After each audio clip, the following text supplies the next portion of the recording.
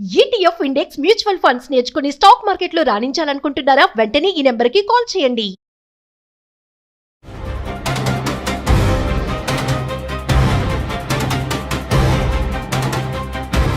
నమస్కారం అండి. నేను మీ నండు రవికుమార్ని. సుమన్ టీవీ వీక్షకులకు స్వాగతం.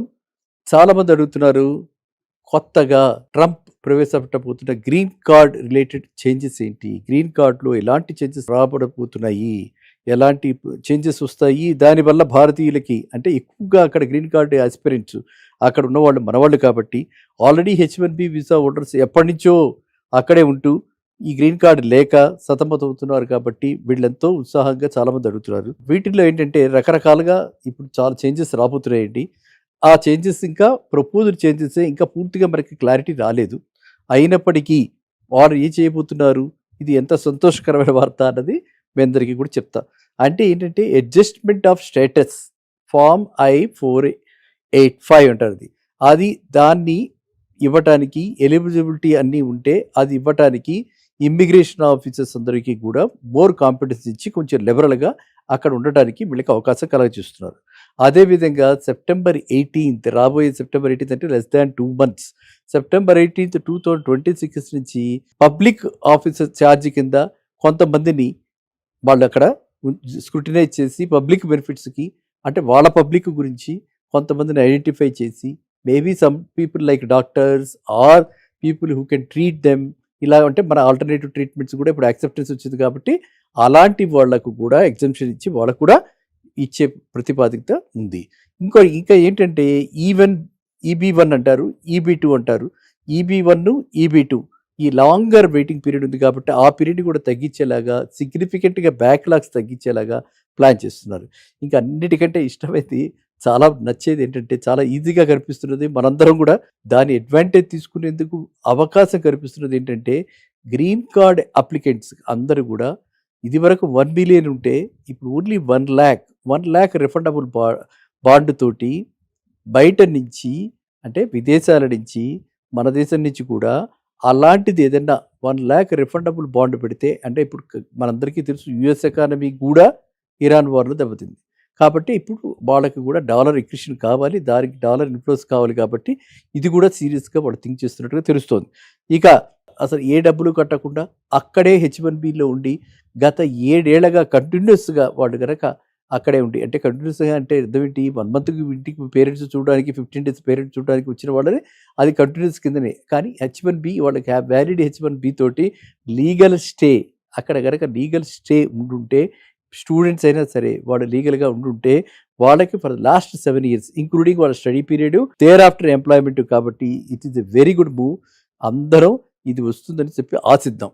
7 years కంటిన్యూస్గా అక్కడ ఉంటే వాళ్ళందరికీ కూడా గ్రీన్ కార్డ్ ఎలిజిబిలిటీ వచ్చే అవకాశం కనిపిస్తుంది. అలాగే వాళ్ళు అంటే అలాంటి వాళ్ళందరూ కూడా క్లీన్ క్రిమినల్ రికార్డ్ మెయింటైన్ చేస్తూ ఉండాలి.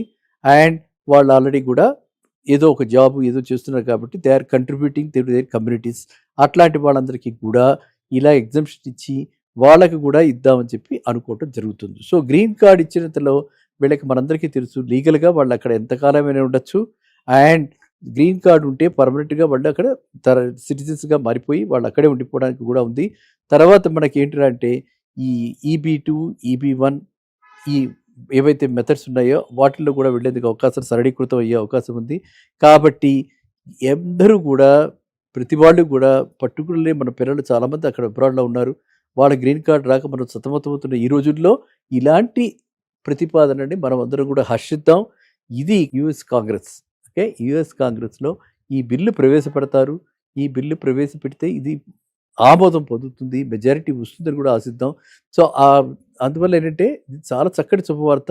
ఈ గతంలో మనకి ఎప్పుడైతే అంటే 50 years బ్యాక్ వెళ్ళిన వాళ్ళందరికీ ఆటోమేటిక్గా గ్రీన్ కార్డ్ వచ్చింది. ఆ రోజుల్లో ప్రొఫెషనల్స్ అందరికీ కూడా అంత వెల్కమింగ్గా ఉన్నటువంటి ఈ అమెరికా ఇప్పుడు ఇలా అయిపోయింది కాబట్టి ఇప్పుడు ఇలాంటి సరళీకృతమైనటువంటివి ఏవైతే చర్యలు చేపడుతున్నారో దీని అంతా మనం హర్షిద్దాం.